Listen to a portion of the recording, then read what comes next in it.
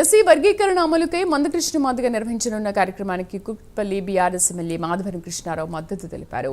Moosapet white junction వద్ద అంబేద్కర్ విగ్రహానికి పుష్పాంజలి ఘటించి వారికి సంఘీభావం తెలిపారు. ఎల్బీ స్టేడియంలో ఈ నెల 7న మందకృష్ణ మాదిగ ఆధ్వర్యంలో 1,00,000 డప్పుల వేల గొంతుల పేరిట కార్యక్రమం జరగనుంది. దీనికి పెద్ద ఎత్తున హాజరు కావాలని ఎమ్మెల్యే పిలుపునిచ్చారు. అయితే కాంగ్రెస్ ప్రభుత్వం అన్నదమ్ములకు పంచాయతీ పెడుతుందని ఎమ్మెల్యే విమర్శించారు.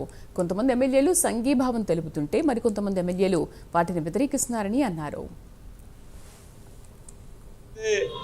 రేపు 1,00,000 డప్పుల కార్యక్రమాన్ని మందకృష్ణ మాదిగ గారు పిలిపించారు. దానికి పూర్తిగా టీఆర్ఎస్ పార్టీ తరఫున కుక్కట్పల్లి శాసనసభ్యుల తరఫున నేను పూర్తిగా మద్దతు ప్రకటిస్తూ ఉన్నాను. అన్నదమ్ములకు పంచాయతీ పెడతా ఉంది కాంగ్రెస్ పార్టీ.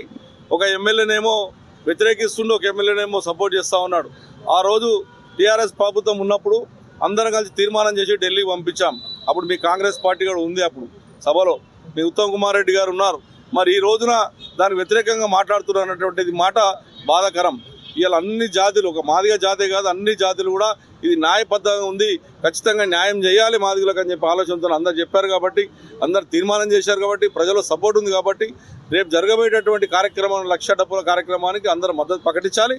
ఖచ్చితంగా వర్గీకరణ ఇంప్లిమెంట్ చేయాలని చెప్పి డిమాండ్.